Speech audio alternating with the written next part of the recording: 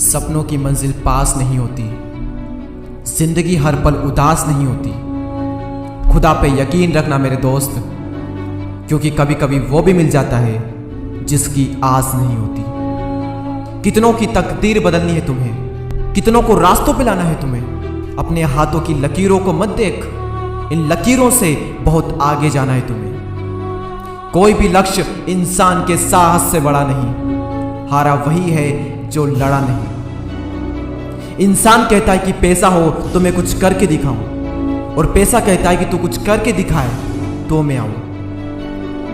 जो बेहतर होता है उसे इनाम मिलता है, लेकिन जो बेहतरीन होता है उसके नाम पर इनाम मिलता है। जब लोहे का काम करके कोई टाटा और जूतों का काम करके कोई बाटा बन सकता है, तो फिर हम यूं ही निठल्ले क्यों बैठे हैं। अरे दुनिया का डर नहीं है जो तुझे उड़ने से रोक रहा है, कि तो तू अपने ही नजरिए के पिंजरे में है। जब लोग बदल सकते हैं तो किस्मत क्या चीज है। इससे पहले कि वक्त तुम्हें बदले, तुम खुद अपना वक्त बदल डालो।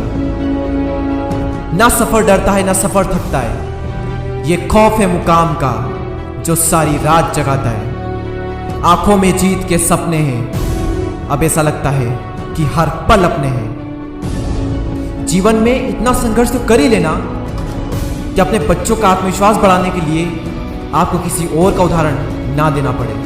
कब तक जिंदगी में यूं ही भागते रहोगे, कब तक यूं ही समय को ताकते रहोगे। जल्दी से सफल हो और निकलो यहां से, कब तक खुद को यूं ही हाँकते रहोगे। जिंदगी में बहुत इम्तिहान होंगे, जो आज आगे है वो कल पीछे होंगे। बस तू चलना मत छोड़ना, बस तू लड़ना मत छोड़ना। किसी को हराने का शौक नहीं है हमें, बस आगे बढ़ने का जोश है। कुछ ऐसा करो कि जो लोग तुम्हें आज देखना भी पसंद नहीं करते, वही लोग कल तुझे देखने के लिए तरसे। क्यों डरते हो तुम मेहनत से, इस तरह तुम क्या कर पाओगे। चलो उठो, संघर्ष करो, क्योंकि इसी से तुम कुछ कर पाओगे। मंजिल उन्हीं को मिलती है जिनके सपनों में जान होती है। सिर्फ पंखों से कुछ नहीं होता, हौसलों से उड़ान होती है। खुदा की रहमत भी उसी पर होती है जिसकी मेहनत उसकी मुश्किलों से बड़ी होती है। अरे कहे तो दुनिया की समझे मेरे जज्बातों को, मैं हार नहीं मानूंगा, समझा दो इन मुश्किल हालातों को। अकड़ तोड़नी है उन मंजिलों की जिनको अपनी ऊंचाइयों पर गुरूर है। वक्त से लड़कर अपना नसीब बदल दे, इंसान वही जो तकदीर बदल दे। कल क्या होगा उसकी कभी ना सोचो, क्या पता कल वक्त खुद अपनी लकीर बदल दे। तब तक संघर्ष करते रहना जब तक कि खुद पर गर्व ना हो।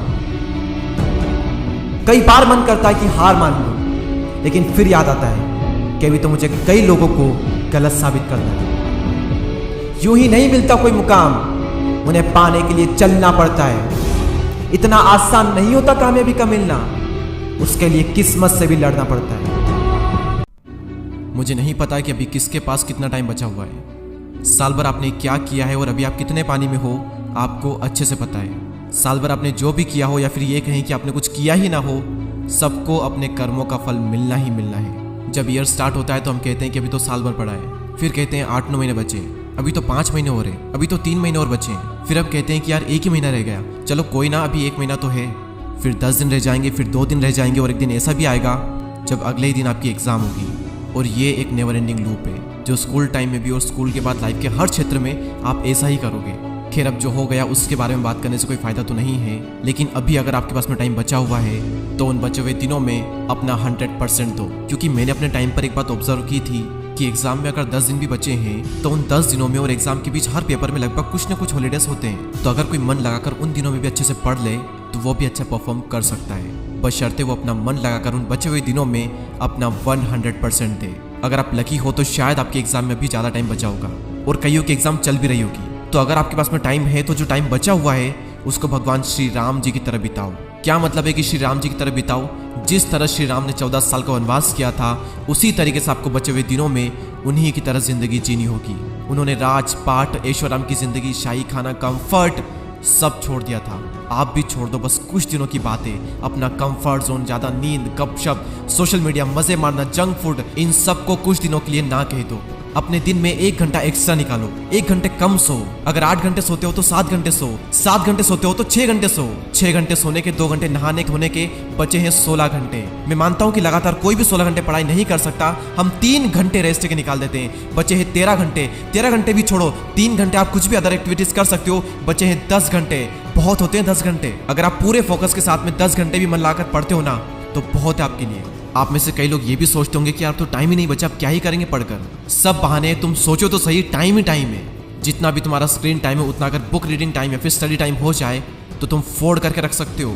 मेरा मोटिवेशन आपको एक किक देगा, आपसे स्टार्ट करवाएगा, लेकिन सेल्फ डिसिप्लिन आपसे कंटिन्यू करवाएगा। आने वाले कुछ दिन आपके माइंड पर बहुत एफर्ट पड़ेगा और उस एफर्ट को सहन करने के लिए जबरदस्त डिसिप्लिन चाहिए होगा। बार बार बुक को बंद करने का मन करेगा, फोन को हाथ लगाने का मन करेगा कुछ न कुछ ऐसा करने का जिससे माइंड को मजा आए। उस मजे को इग्नोर करने के लिए और अपनी स्टडी को कंटिन्यू करने के लिए भी आपको जबरदस्त सेल्फ डिसिप्लिन चाहिए होगा। अगर उस लेवल का डिसिप्लिन मेंटेन कर पाए तो जीत आप